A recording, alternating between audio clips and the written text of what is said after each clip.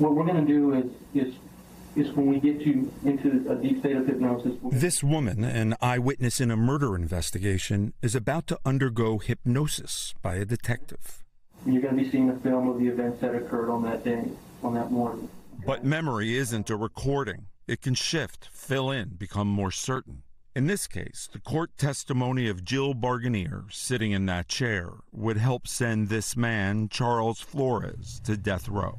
She points to you and says, I'm 100% sure that's the guy. How did that feel to you? It's like a nightmare. It's like, what is going on? How can this be happening? For nearly 3 decades, Flores has insisted Texas got the wrong man. There was no fingerprints, no DNA, no weapon, no video. The only direct testimony at trial placing Flores at the crime scene came from that one eyewitness. We're going to count down from 3 to 0. When I reach the number 0, I'm going to ask you to concentrate and focus on the hundreds of tiny little muscles that are on the bottom of your feet.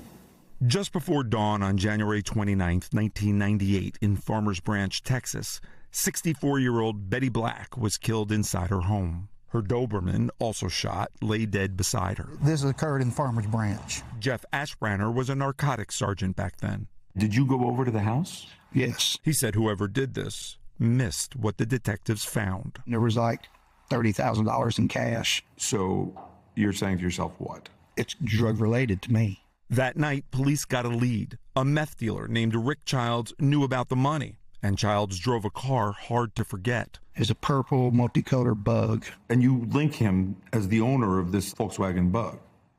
Yes. Barganier, the victim's neighbor, told police she'd been looking out this window that morning and saw that same distinctive car in the driveway next door. I remember it was a VW Bug, and I remember seeing 2 guys get out.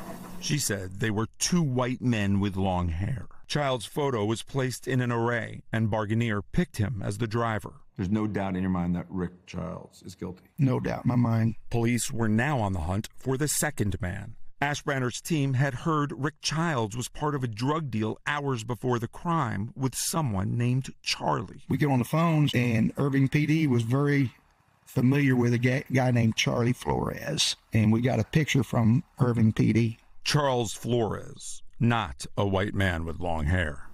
Right. Take a deep breath. 4 days after the crime, Barganier came to the police station to be hypnotized. Can you tell how long his hair is? If he has it neatly cut, neatly trimmed? I see it to his shoulders. She's still saying 2 white men with long hair. Gretchen Swin has represented Flores for a decade. Charles Flores is somebody who was 5'10", nearly 300 pounds, distinctly Hispanic looking, who always had short shaved, very dark hair. After the hypnosis session, Barganier helped police create a composite sketch. This is what Charles Flores looked like at the time. Investigators then showed Barganier a photo array with Charles Flores in it. Still, she did not pick him out. Before that hypnosis session ended, the detective told her this. And you might find yourself being able to recall other things as time goes on.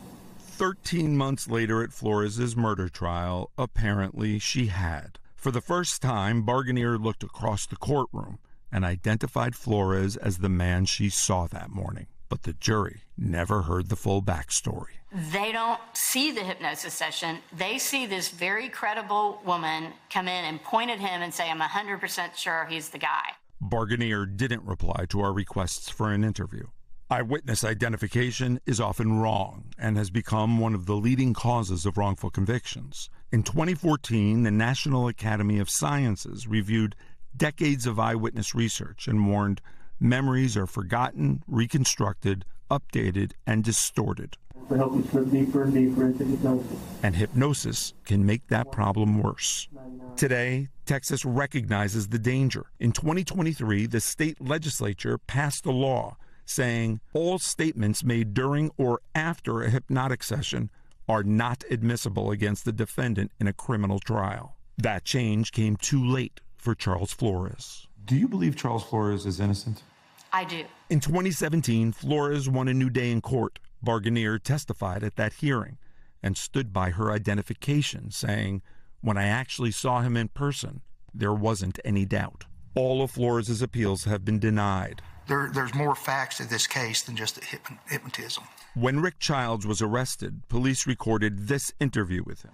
Ricky, you're where he named Charles Flores as his accomplice. Who went in the garage first?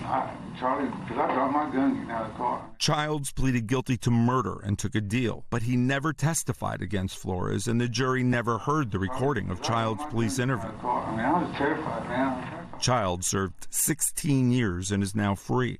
We reached out to him by phone. He hung up when we asked about the case. The Dallas District Attorney's Office also didn't respond, but it and police have argued even without the eyewitness, the circumstantial evidence against Flores is overwhelming. There's no doubt in your mind that Charles Flores is guilty. No doubt in my mind. Flores admits he was with Rick Childs hours before the murder, but he says their drug deal went bad and they parted ways. Then Childs later showed up at his house with the VW Bug and asked to leave it there. I didn't know they had went and murdered Mrs. Black. I didn't know that the police were looking for that car. I had no idea. 2 days later, he says he heard police were looking for him. And I'm having the realization that car's behind my house. I'm getting set up.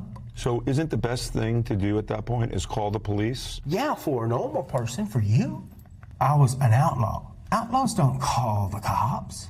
I had one thought. I got to get rid of that car. I sell dope. I don't kill people. I don't break into houses. So Flores did exactly what police said a guilty man would do. He towed the car to the side of a highway and set it on fire. I mean, looking back, don't you think that's kind of a bonehead move? Just a little bit. Do you understand how people can look at that and not see that as a sign of innocence? Sure. You know, the prosecutor, his spiel was flight is evidence of guilt. But I'm here to tell you, you also run when you're afraid. Fear is also why he said he immediately fled to Mexico. When he came back and saw police, Flores led them on a high-speed chase and, as reported on local news, crashed his car. He was taken to the hospital and tried to escape again. To me, it's obvious. Why flee? Why flee to Mexico? Flores doesn't dispute the facts. He disputes what they mean. It was just pure raw fear, man. And I had that thought, they're going to kill me, they're going to kill me. And you know what? I was right. I was right. Where am I? They're about this far away from murdering me for a crime I didn't commit, a crime I'm innocent of. Charles Flores still insists Texas got it wrong because of a single eyewitness who was hypnotized in the days after the murder, and that the state is planning on killing an innocent man. I had nothing to do with the murder of Mrs. Black. Dan Slepian, NBC News. We thank you for watching, and remember, stay updated on breaking news and top stories on the NBC News app or watch live on our YouTube channel.